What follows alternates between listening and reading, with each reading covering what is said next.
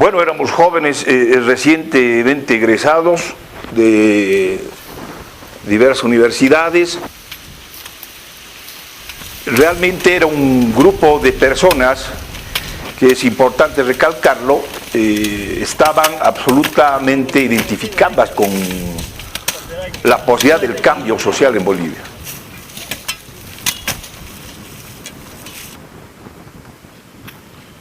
El centro se conforma con la idea de hacer investigación, pero con una especialidad marcada en la problemática laboral, en el mundo del trabajo. Es decir, es un centro que hace investigación, pero una investigación que esté al servicio del debate con los trabajadores.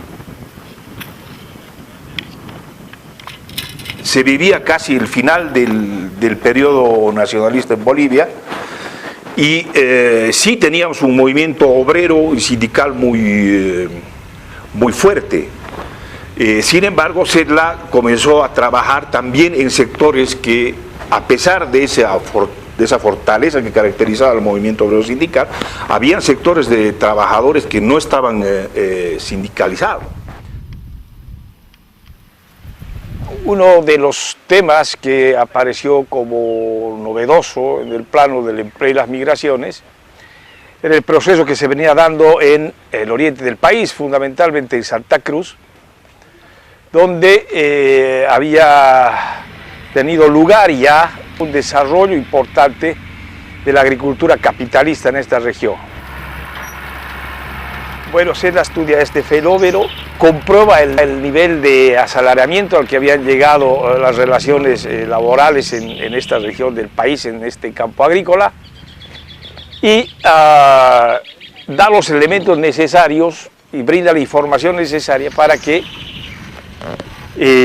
estos sectores de trabajadores comiencen a utilizar esta información para la defensa de sus intereses y sus derechos.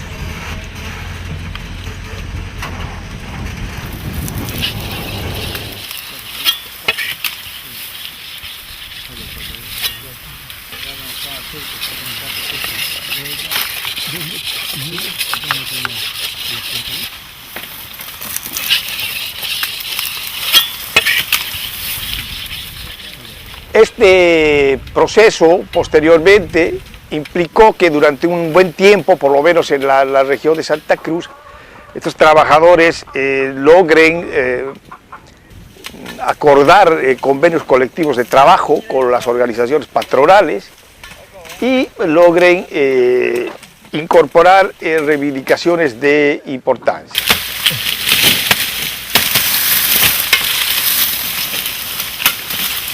Esta situación va a sufrir un cambio dramático en 1985 a partir de la aplicación del modelo de ajuste en Bolivia, del neoliberalismo, donde, como todos sabemos, no solo los derechos de los trabajadores asalariados permanentes se vieron absolutamente violados, sino que en el caso de los obreros agrícolas en Bolivia se vieron francamente negados a partir de ese momento.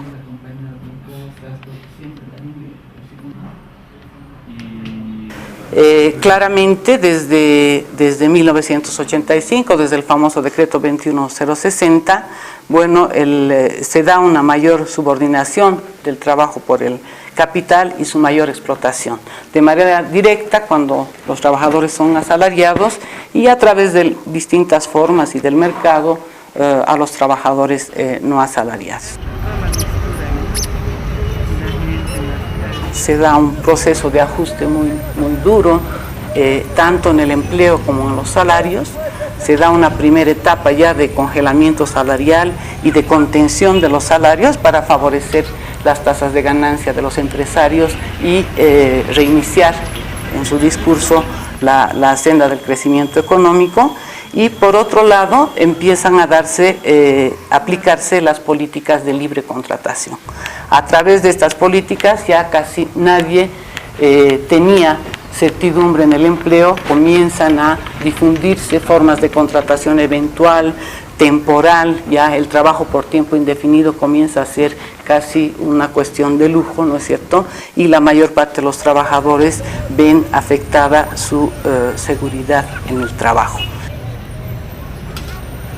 Se da una explosión entonces, hacia el 92, una salida al mercado laboral, sobre todo de mujeres y de jóvenes, que en un contexto en el que no se habían dinamizado las actividades económicas de manera de generar un crecimiento con empleo, empiezan a engrosar las filas de lo que ya en ese momento llamábamos el sector informal urbano. Empiezan a elevarse los niveles de pobreza y a la par, ¿no?, a crecer la fuerza de trabajo que, al haber sido abatido su capacidad de consumo, sale al mercado de trabajo en búsqueda de complementar los ingresos familiares. Entonces, en este caso, por ejemplo, lo que encontramos es que la salida de las mujeres al mercado laboral se traducía, ¿no?, en una forma de inserción precaria, ¿no es cierto?, que va a prolongarse a lo largo de los años y diríamos hasta ahora. Ahí vemos, por primera vez intentamos medir con otros criterios la situación laboral y nos encontramos que en los 2000 gran parte de la fuerza de trabajo está desarrollando su actividad en condiciones muy precarias. Cerca del 70% de los trabajadores ya en el 2001 y hacia adelante también pueden ser catalogados como trabajadores precarios, ya sea porque tienen bajos ingresos, ya sea porque su trabajo no es estable o porque no están cubiertos por, no tienen la protección de la seguridad social.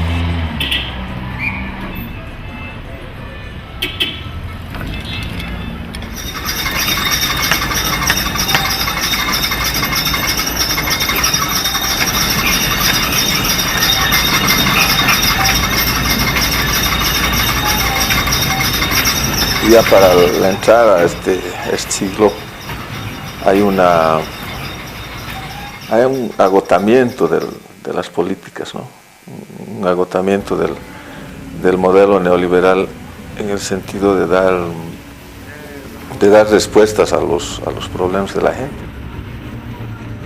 Estamos entrando, digamos, a un fracaso que está madurando paralelamente a la restitución, digamos, de las fuerzas, de la fuerza de los movimientos sociales, de las organizaciones sindicales, etc. Entonces, el 2000 ya es una muestra patente de este agotamiento y del fortalecimiento de las fuerzas populares, ¿no?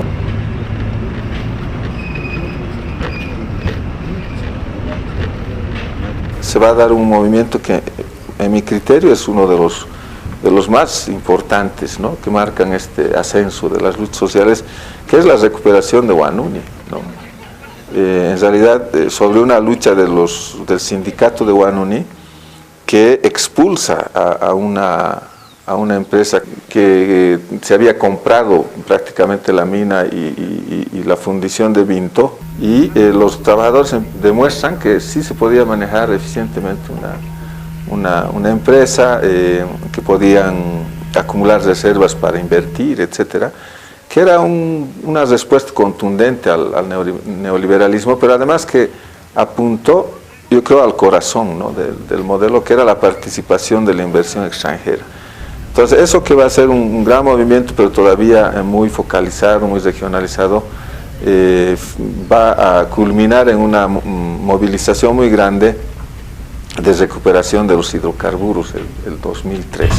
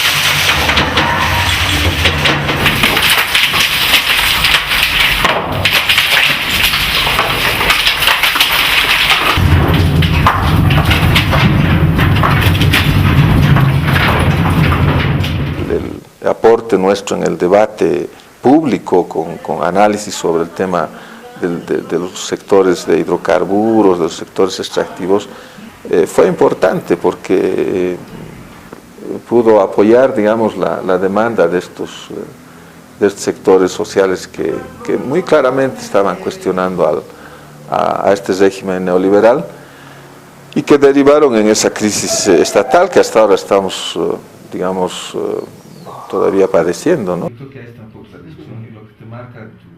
Y en 2005 se pensó de alguna manera que con las elecciones generales ganadas de manera extraordinaria por la presidencia de Evo Morales, podíamos comenzar a caminar hacia un proceso de reversión de esta crisis o recomposición de un estado, del estado que habíamos llamado neoliberal, de la etapa neoliberal. Estamos viviendo, después de 3 años, una continuidad de esta crisis y creo que de aquí en adelante todavía esta crisis nos va a acompañar unos años más, ¿no? Porque es una crisis, cuando hablamos de crisis del Estado, es una crisis de la sociedad boliviana. Y esta crisis profundamente incorporada en nuestra dinámica de relaciones sociales, económicas, políticas, va a acompañar los nuevos desafíos del CEDLA. Cuando el CEDLA se plantea un nuevo plan institucional el 2006, lo que plantea fundamentalmente es intentar comprender y explicar desde la estructura, desde su origen, las causas de esta crisis estatal, ¿no? Y así también intentar dar a la sociedad boliviana y fundamentalmente a los trabajadores respuestas sobre los alcances y los límites de las distintas políticas públicas que se van a ir desarrollando de aquí en adelante. Creemos que lo que el CEDLA vaya sacando de aquí en adelante podrá volver a ser un insumo muy, muy importante para comprender cuáles han sido los límites en realidad de la respuesta que han dado el sistema político a las demandas sociales. ¡Viva el mercado! ¡Que viva! ¡Viva la nueva Constitución Política del Estado!